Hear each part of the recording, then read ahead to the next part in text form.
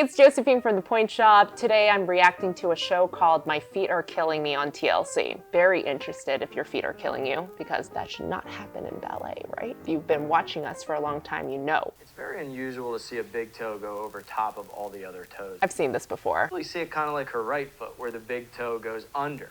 It's just kind of the bigger guy, and it goes under everything. It's like completely out of its joint. I'll tell you the truth, I've never seen this toe go all the way over before. I've definitely have seen something similar to this, and it's more prominent in adult dancers than children, obviously. I see some dancers that are going in this direction, and mind you, if your pointe shoes don't fit, this is your future. And that's called hallux abducto valgus. What? Yes, what I know. Is that? You're right. So hallux abducto valgus is our bunion, right? Some people think of their bunion deformity as like a growth on the inside of their foot, because honestly it looks like, sometimes it looks like there's a golf ball there. But in reality, it's just a joint that is, out of direction. Pointe shoes do not cause hallux valgus. What it does is that if you're in the wrong fit, it could, but it doesn't actually cause it if you're in the right shoe. You actually have way more choices in pointe shoes than you do in regular shoes. If you go get your tennis shoes, you typically have a medium width, sometimes wide, and you don't really have that many choices in shape. But in pointe shoes, there are hundreds of different shapes and widths and shanks and vamp and wings and all of those. So it's a lot easier to customize a pointe shoe than a regular shoe, even if we're using stock. This is a lot though. This is pretty severe.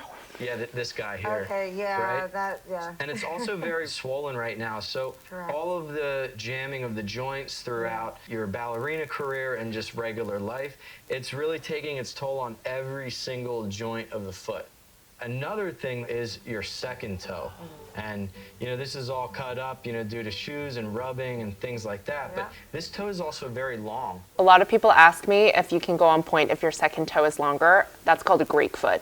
You can absolutely go on pointe. A lot of people will measure your foot from your heel to your big toe, and that's how you wear your regular shoes most of the time. But what we have to do is make sure that your second toe is straight, and we measure from the heel to the second toe.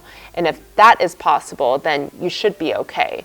But if you're just measuring to your big toe and your second toe's always curled that way, that's what causes this curling of the second toe. Oh my gosh, I want to meet this man. So many things that are going on in both feet to where we're only going to address one foot at a time, because she needs that other foot to stabilize her during her recovery. The main part of it is the big guy here. Yes. And this big guy has a mind of its own, and it's touching your other toes. So what we'll need actually to do is take a chunk of your bone out, right? Okay.